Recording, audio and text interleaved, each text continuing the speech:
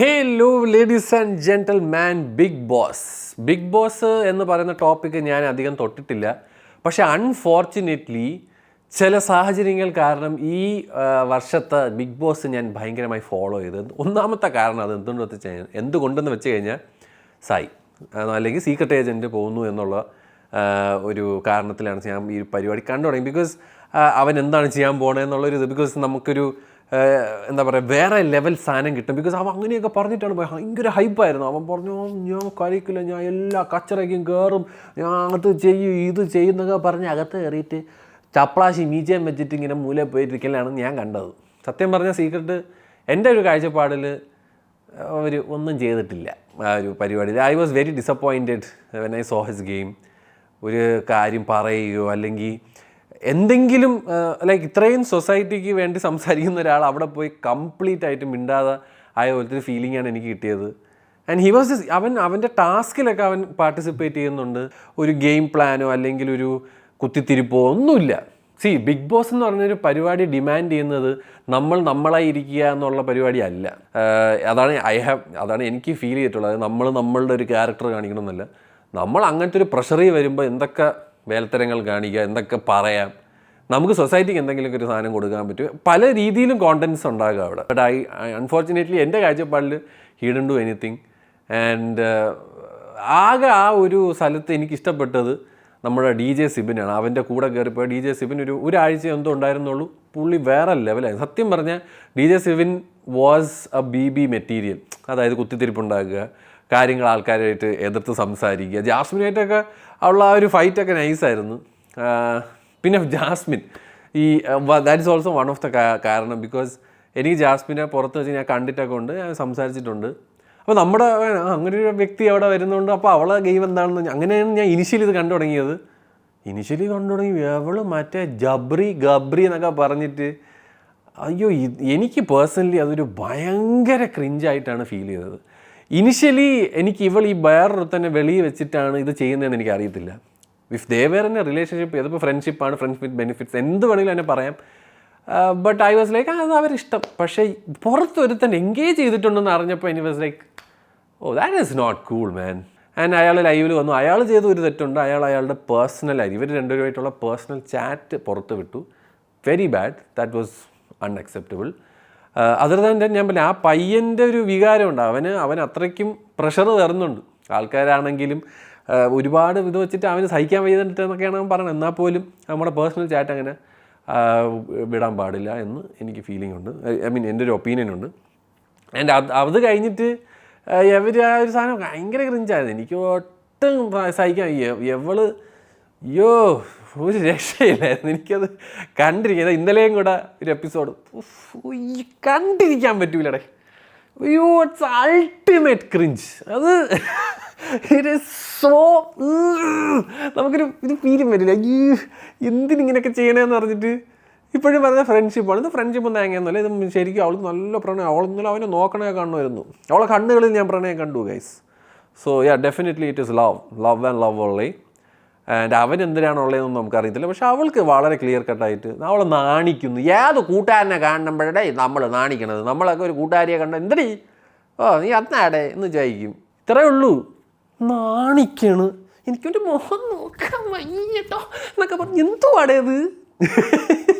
ഇതാടേ friendship?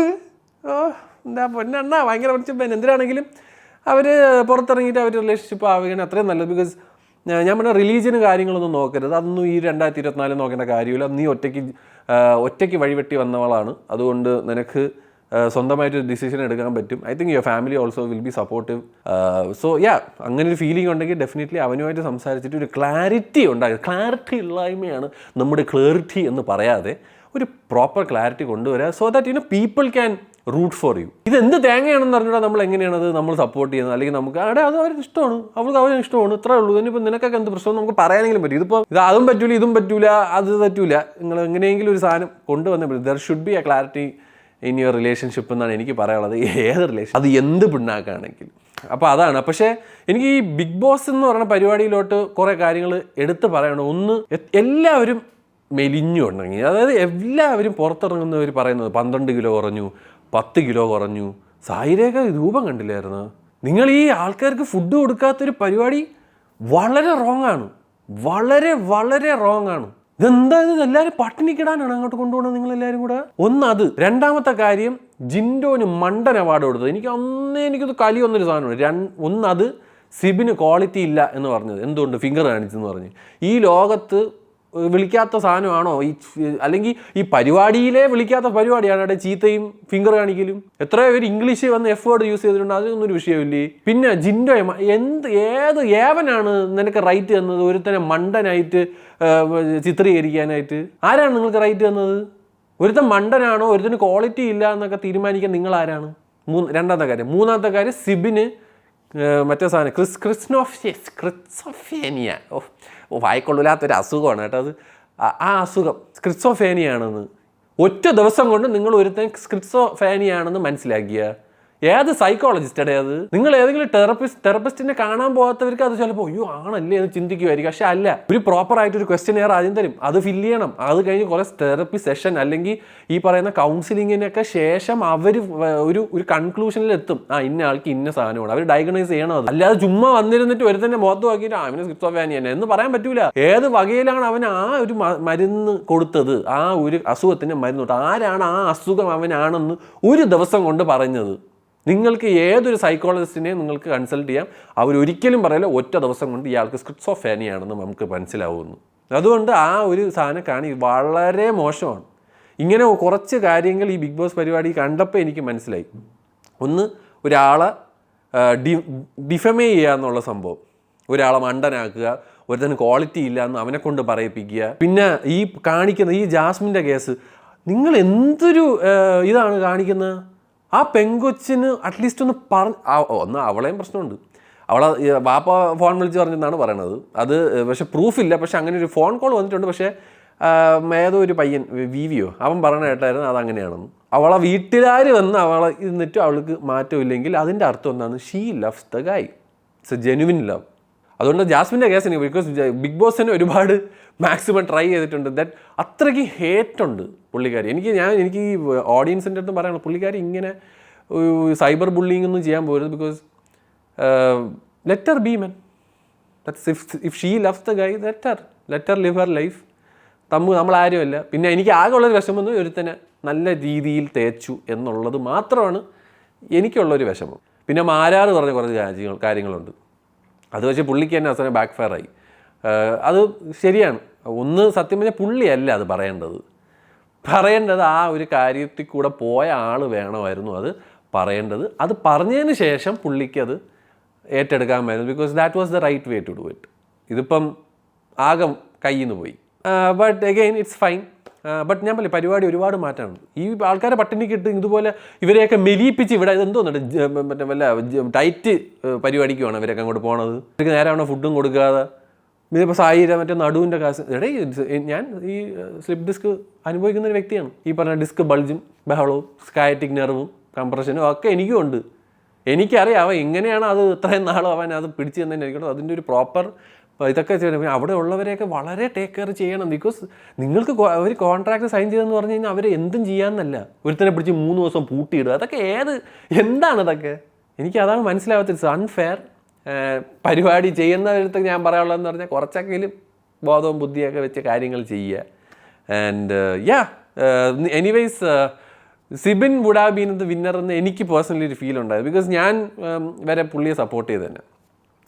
If he was still there and അവൻ്റെ ആ കളി അതേപോലെ തന്നെ ആയിരുന്നെങ്കിൽ ഒരു BB മെറ്റീരിയലായിരുന്നു. അത് ആൾക്കാരുടെ അടുത്തൊക്കെ സംസാരിക്കുക, നല്ല രീതിയിൽ സംസാരിക്കുക, നല്ല ഫൺ സാധനങ്ങൾ കൊണ്ടുവരിക, കുത്തിത്തിരിപ്പ് ഉണ്ടാക്കുക, ഇതൊക്കെയാണ്. അല്ല പിന്നെ എന്താണ് അവിടെ പോയി മറ്റേ ഇവളെ പ്രണയം കണ്ട് മറ്റേ അവരിങ്ങനെ ചൊറിയും കൊത്തിയിരിക്കണത്, ജിൻഡോ മസിൽ ഇട്ടണേ, അതൊന്നും അല്ല. ഞാൻ ഇനിയിപ്പോൾ ആകെ വിന്ന് ചെയ്യാൻ പോകണം എനിക്കൊന്ന് ജിൻഡോയോ അല്ലെങ്കിൽ മറ്റേ അർജുൻ എന്ന് പറഞ്ഞ പയ്യൻ. അർജുൻ എന്നൊക്കെ പറഞ്ഞ പയ്യനൊക്കെ എന്താണ് ചെയ്തിട്ടുള്ളത്? ഇവരൊക്കെ കണ്ടിട്ടില്ലടേ. ഞാൻ കണ്ടിട്ടില്ലടേ. വെറുതെ കുറേ മറ്റേ ഇതൊന്ന് ചെരുപ്പിടാതെ നടന്ന് ചെരുപ്പിട്ട് സോഫയിലിരുന്ന് ഇതൊക്കെയാണ് അവരെയൊക്കെ വിഷയം. ഇതിനൊക്കെ വെറുതെ നിലവിളി ഉണ്ടാക്കുക, കലപില ഉണ്ടാക്കുക. അയ്യോ ഗബ്രിയും മറ്റേവലൊക്കെ ഉണ്ടായ സമയത്ത് ഇങ്ങനെയാണ്. ഒരു സൈഡിൽ നിന്ന് ജാസ്മിൻ വളവളവളവളവളവളവള, അപ്പം മറ്റേ വളവളവളവളവളവളവള. എന്നിട്ട് ഇവിടെ എല്ലാവരും അത് രാവിലെ എണീക്കുമ്പോൾ ഇതൊക്കെയാണ്. ഇങ്ങനെയാടേ man hats off to whoever goes to Bigg Boss. എന്നെ കൊണ്ടൊന്നും ഞാൻ രാവിലെ എനിക്ക് നോക്കിയാണ് ഇവിടെ എന്തെങ്കിലും ബഹളമുണ്ടോ? ഒരു ബഹളവും ഇല്ല. സമാധാനം ഇങ്ങനെ ഇരിക്കണ ഒരുത്തനാണ് ഞാൻ. നിങ്ങൾ ആലോചിച്ച് ചോദിക്കണം, നമ്മൾ ആ ഒരു സ്വസ്ഥതയിൽ രാവിലെ എണീക്കുമ്പോൾ തന്നെ ഇങ്ങനെ ഇങ്ങനെ നിലവിളിയും ബഹളവും. മുടിയില്ല തലവരെ, മുടിയില്ല.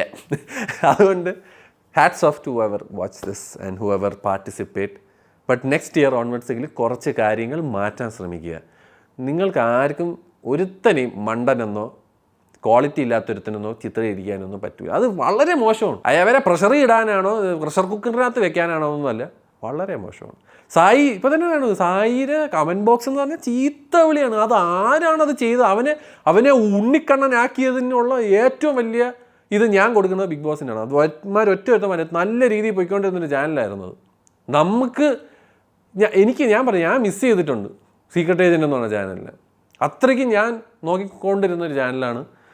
അൺഫോർച്ചുനേറ്റ്ലി അവൻ വരെ വീക്കായി. He is week. അവൻ്റെ ഇപ്പോഴത്തെ വീഡിയോസ് തന്നെ അവന് സംസാരിക്കാനെന്നുള്ള ഒരു എനർജി പോലും ഇല്ല. ആ പഴയ സീക്രട്ടിൻ്റെ ഒരു എനർജി ഉണ്ട്. I hope he comes back strong, because അവനൊരു വോയിസ് ആയിരുന്നു for YouTubers, for the society. കാര്യങ്ങൾക്കൊക്കെ നമുക്ക് അറിയാനാണെങ്കിലും ഒക്കെ ഒരു വളരെ നൈസായിട്ടുള്ളൊരു ചാനലായിരുന്നു. I hope that channel comes back live. So yeah, അതാണ് എനിക്കിവിടെ പറയാനുള്ളത്. And whoever is the winner, I don't care to be honest. Nobody is like, ആരും അങ്ങനെ അവർ സൂപ്പർ ആയിരുന്നു എന്ന് പറയാൻ ആരും അവിടെ ഇല്ലായിരുന്നു. ഉണ്ടായിരുന്ന അവനെ നിങ്ങളെല്ലാവരും കൂടെ സ്ക്രിപ്റ്റ്സ് ഓഫ് ഫാനിയെ ആക്കിയടേ, പാവം ചെറുകൈ. പിന്നെ അവൻ്റെ അടുത്ത് എനിക്ക് പറയാനുള്ളത്, നിൻ്റെ ഭാര്യയുടെ കാര്യവും പേഴ്സണൽ കാര്യമൊക്കെ എന്തിനാണിടേ ലൈവിലും ഇൻ്റർവ്യൂവിലും വന്ന് സംസാരിക്കണം? നിങ്ങളുടെ പേഴ്സണൽ ജീവിതം നിങ്ങൾ പേഴ്സണലി തീർക്കുക. അല്ലാതെ ഞാൻ അവളാണ് മറ്റവൾ അങ്ങനെയാണ്, അത് എന്തിനാണത്? അത് പറയേണ്ടതെന്ന് ഒരു ആവശ്യം ഇവിടെ ഇല്ല. മറ്റേ ആ അഫ്സൽ എന്ന് പറഞ്ഞ ചെറുക്കാൻ വന്ന് അങ്ങനെ പറഞ്ഞതിന് അവനൊരു കാരണമുണ്ട്. അവന് കിട്ടണ ഹേറ്റ് അത്രത്തോളമായിരുന്നു. അവന് സോ കോൾഡ് ഫോളോവേഴ്സ്, എനിക്ക് ആർമി എന്ന് വിളിക്കാൻ താല്പര്യമില്ല, അതിനൊരു വാല്യൂ ഞാൻ കൊടുത്തിട്ടുണ്ട്, അതൊന്നും ഞാൻ പറയൂല. സോ കോൾഡ് ഫോളോവേഴ്സ് വന്ന് അവൻ മറ്റേ ആസിഫ് അലിയാണെന്ന് ആസിഡ് ഒഴിക്കണം. എൻ്റെ പൊന്നു മക്കളെ, ഇങ്ങനെയൊക്കെ പറയണവൻ അങ്ങനെ ഒരു ജസ്റ്റിഫിക്കേഷൻ അവൻ ഇട്ടേ പറ്റുള്ളൂ. പക്ഷേ സിബിനൊക്കെ സത്യം പറഞ്ഞാൽ it's a choice. You don't have to say that your personal life or your married life was like this. അങ്ങനെ അത് ചെയ്യേണ്ട ഒരു ആവശ്യമില്ലായിരുന്നു. ബട്ട് നിങ്ങളിപ്പോൾ കേസും കാര്യങ്ങളൊക്കെ ആയിട്ട് മൂവ് ഫോർവേഡ് ചെയ്യുന്നുണ്ട്.